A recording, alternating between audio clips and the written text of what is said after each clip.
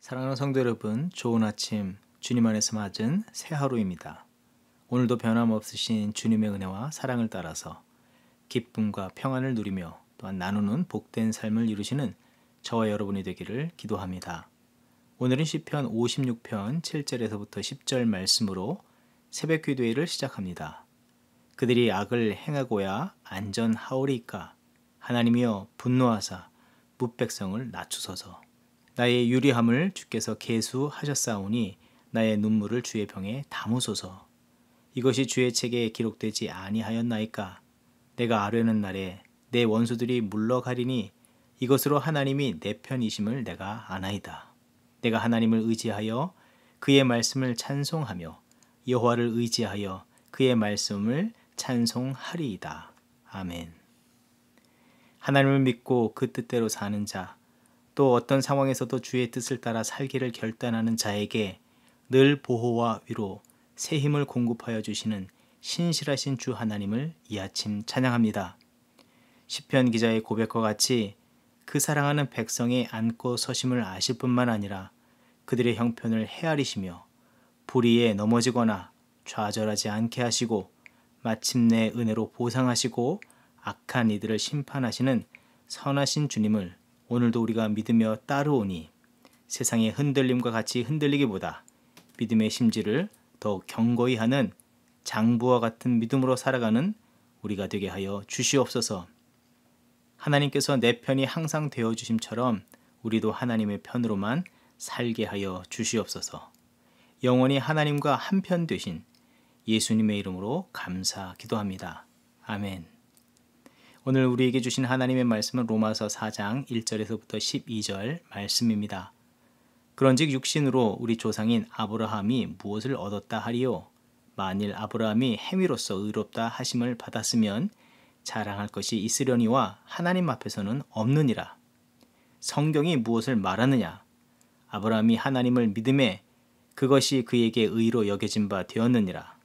일하는 자에게는 그 삭시 은혜로 여겨지지 아니하고 보수로 여겨지거니와 이를 아니할지라도 경건하지 아니한 자를 의롭다 하시는 이를 믿는 자에게는 그의 믿음을 의로 여기시나니 이란 것이 없이 하나님께 의로 여기심을 받는 사람의 복에 대하여 다윗이 말한 바 불법이 사함을 받고 죄가 가리어짐을 받는 사람들은 복이 있고 주께서 그 죄를 인정하지 아니하실 사람은 복이 있도다 함과 같으니라.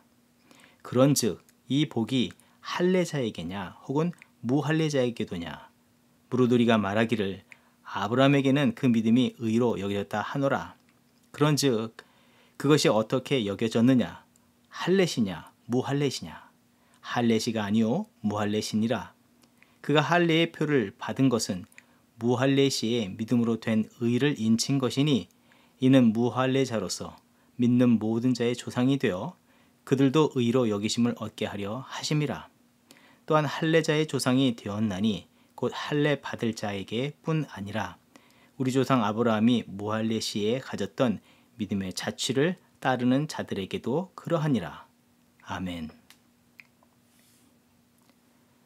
사도 바울은 앞서 3장에서 오직 하나님의 은혜와 사랑, 그 믿음으로 인한 구원에 관해서 명확하게 정의를 내리고 논증을 하였습니다.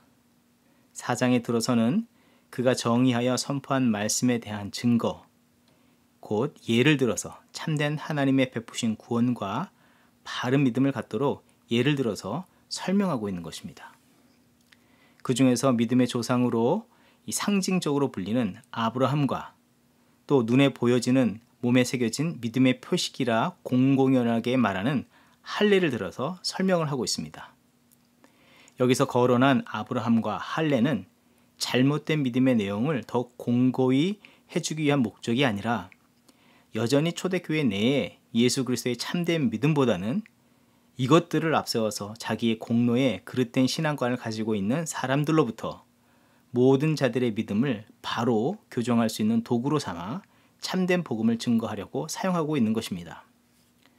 사도 바울은 창세기 15장 6절의 말씀, 아브라함이 여호와를 믿으니 여호와께서 이를 그의 의로 여기시고라는 말씀을 신약시대로 끌어올려 기억하게 하면서 믿음의 조상이라고 불리는 그였지만 사실 그가 믿은 것은 하나님의 사랑, 은혜, 섭리에 대한 반응이지 그가 먼저 자발적으로 하나님을 찾고 믿어들인 것이 아님을 말하면서 믿음은 오직 하나님의 은혜의 선물임을 재차 확인시켜 주고 있는 것입니다.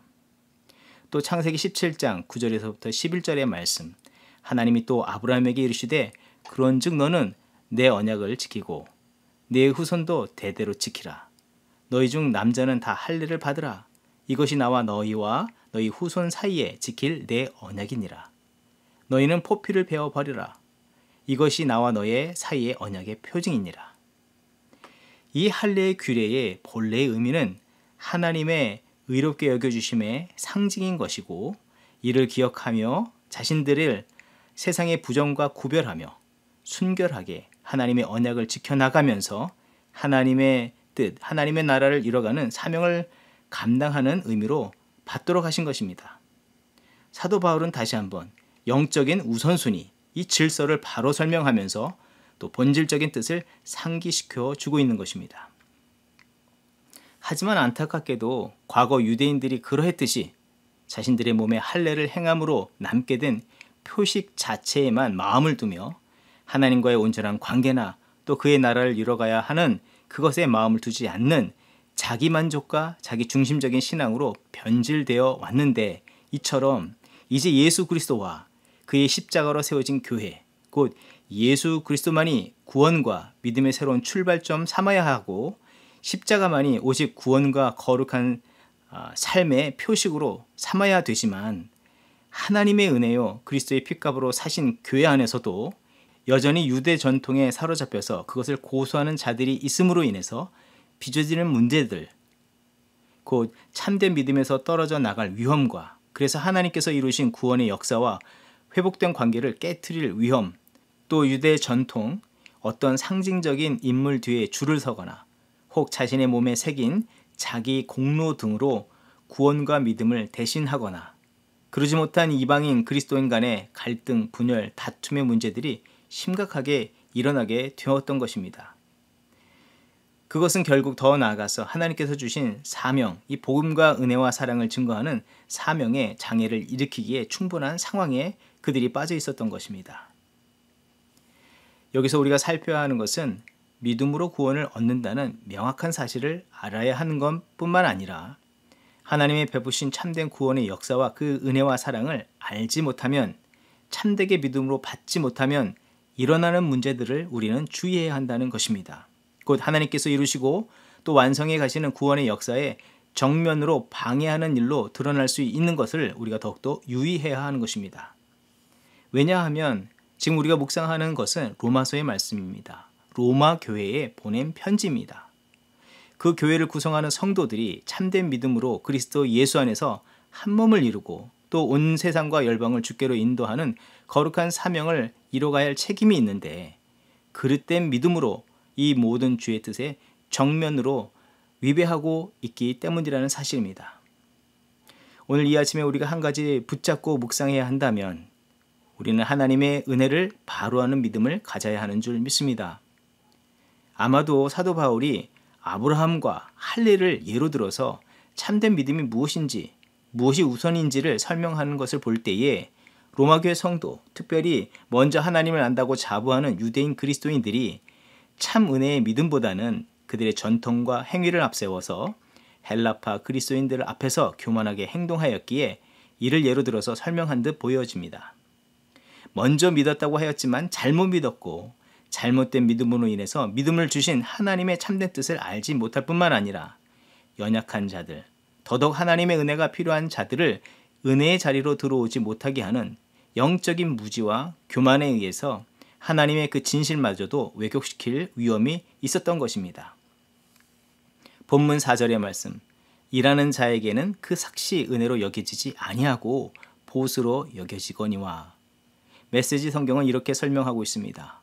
만일 여러분이 열심히 일해서 어떤 일을 잘 해낸다면 여러분은 보수를 받을 자격이 생깁니다. 그때 여러분이 받는 것은 임금이지 선물이 아닙니다. 잘못된 믿음을 가지는 자들이 마음과 태도를 엿볼 수 있는 말씀이 될 수 있습니다. 하나님의 은혜보다 자기의 공로가 앞설 때에 은혜를 베푼 자와의 관계와 또 그가 사는 방식이 어떠해지는지를 알게 해주는 대목이기도 합니다. 이 말씀을 묵상할 때에 기억나는 성경의 한 부분이 있는데 바로 마태복음 20장 말씀입니다. 포도원 주인이 베푼 은혜에 관한 말씀입니다. 아침 일찍부터 포도원 주인이 포도원에서 일할 일꾼을 고용하고 있었습니다. 아침 일찍이 온 일꾼들이 있었습니다. 9시에 고용된 일꾼이 있었고 그리고 12시에, 3시에 그리고 거의 일이 끝날 시간인 5시에도 일을 찾고 구하는 사람들이 있었는데 그들을 고용해 주었습니다. 그리고 그들에게 불러서 일을 맡겼습니다. 이제 하루 일과가 끝나고 품삯을 지불하는 시간이 되었는데 그때 어떤 일이 벌어졌습니까? 각각 고용할 때 약속한 금액을 모두 동일하게 받았는데 그때 아침 일찍 온 일꾼이 화가 머리끝까지 나서 씩씩대는 것입니다. 왜 똑같은 품삯을 주는 겁니까? 라고 따지는 것입니다. 이건 부당합니다. 우리는 하루 종일 땡볕 아래서 고생했는데 왜 똑같은 대우를 해주시는 것입니까? 그때 주인은 말합니다. 친구여, 나는 부당하게 행한 일이 없습니다. 나는 당신에게 일을 맡겨주었고 임금을 후하게 드렸습니다. 그러니 당신에게 들은 이 품삯을 받는 것을 이상하다고 해서는 안 됩니다.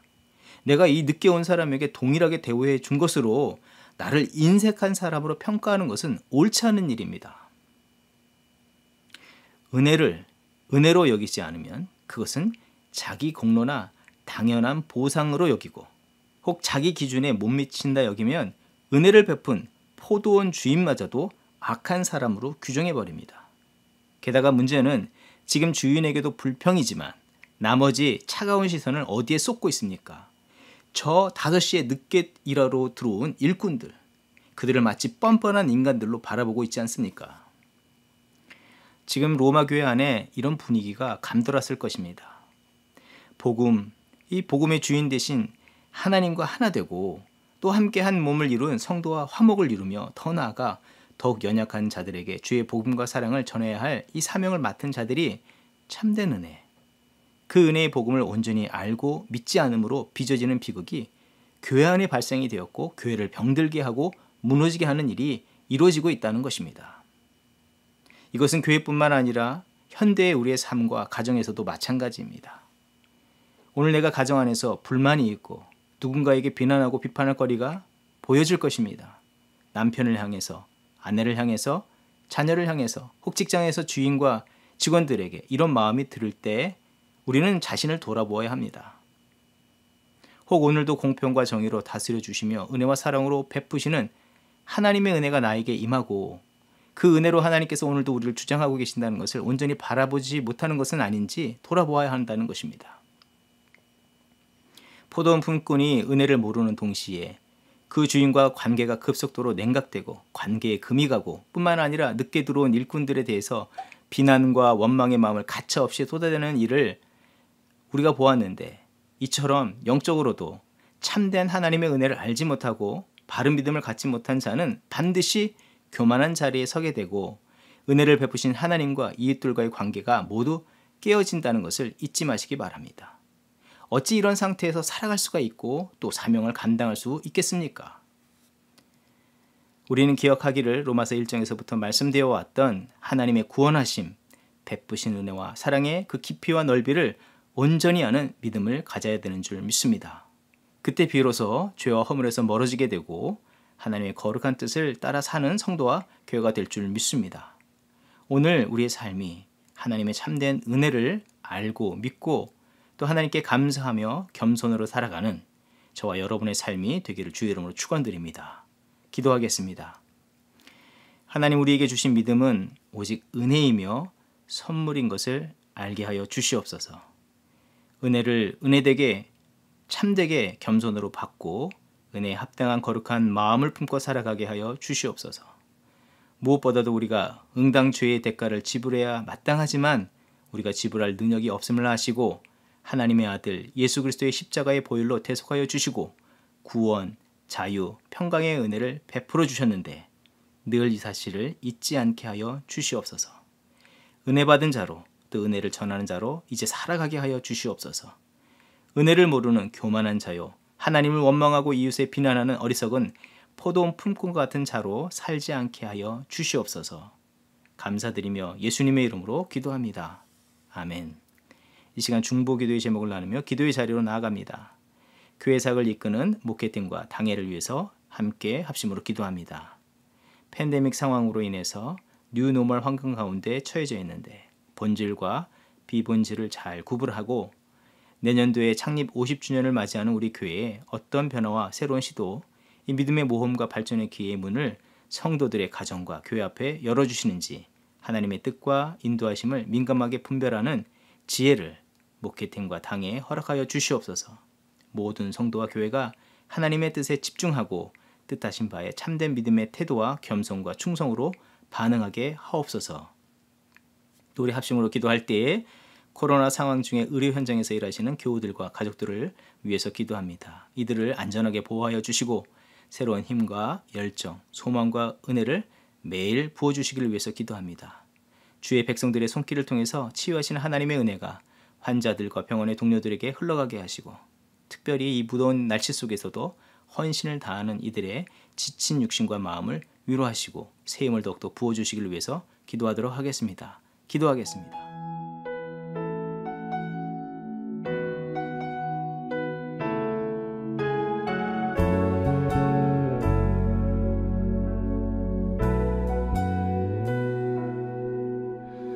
은혜로 날 보듬으시고 사랑으로 품어주셔도 내 마음 한 자락도 지키지 못하는 이 모습 부끄럽습니다. 따스한 곁을 내어주신 주님 앞에 나갑니다. 표현 못할 긍휼로 나를 붙드시는 주 이름만 바라봅니다. 매일 마주와 슬픔을 견뎌나가며 주 예수의 마음을 닮아가네. 두려운 걸음마다 주가 동행하니 주 의지하며 오늘을 걷네. 주의 신실한 소망을 깊이 담으며 주 예수의 풍요를 채워가네. 하나님의 자녀로 명예 지켜가며 깊어진 삶을 주께 드리네.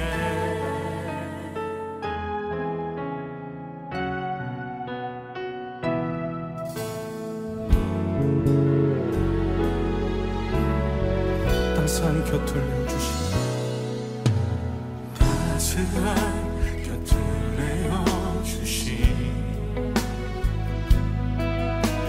주님 앞에 나갑니다. 표현 못할 긍휼로 나를 붙드시는 주 이름 바라봅니다. 매일 마주한 슬픔을 견뎌나가며 주 예수의 마음을 닮아가네. 두려운 걸음마다 주가 동행하니 주를 지으며 오늘을 걷네. 주의 신실한 소망을 깊이 담으며 주 예수의 풍요를 채워가네. 하나님의 자녀로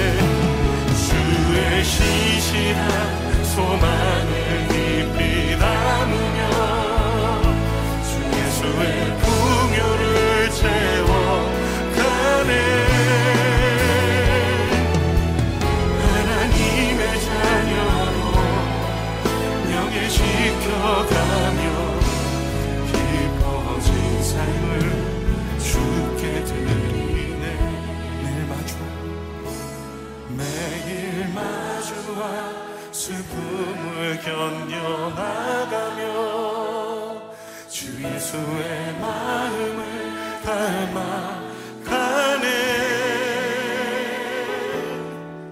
두려운 걸음마다 주가 동행하니 주 의지하며 오늘을 건네. 주시옵소서.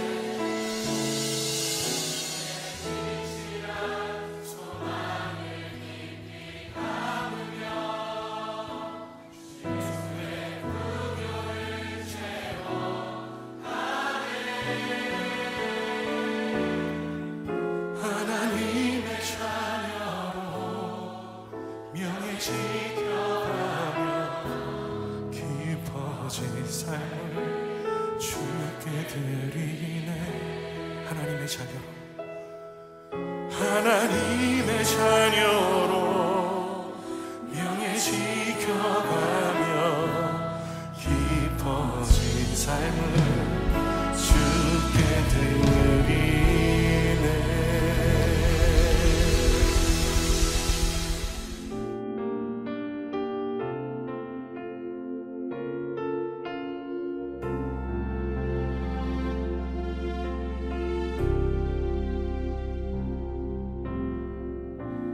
나의 삶의 시작돼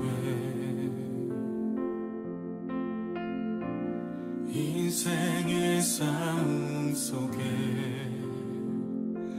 선하신 주 함께 하시네.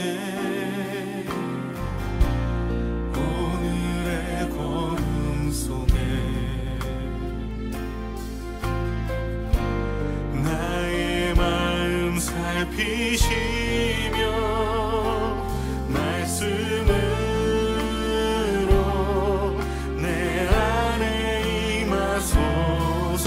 주께 합당한 예배 드리리.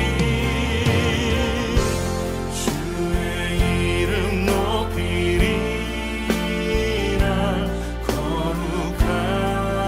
거룩하신 주님 앞에 다시 서리. 주의 길을 곱게 하라. 의와 평강의 노래 온 땅에 넘치도록.